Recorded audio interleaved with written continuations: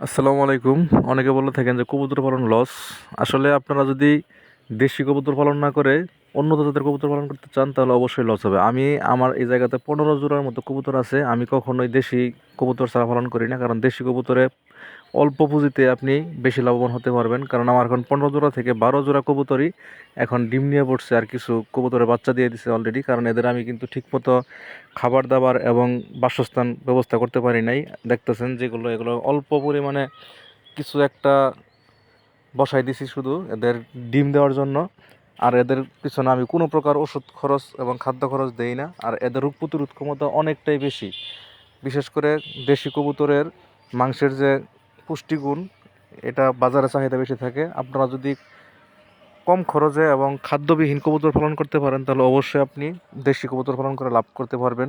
আর যদি বড় আকারে করেন তাহলে অবশ্যই আপনি লস প্রজেক্টে যাবেন। শখ করে আমার মতো যারা কবুতর পালন করতে চান 10-15 জোড়া, তারা অবশ্যই হাত খরচ চালানোর জন্য অল্প পুঁজিতে আপনি কবুতর থেকে লাভবান হতে পারবেন, আমি কনফার্ম।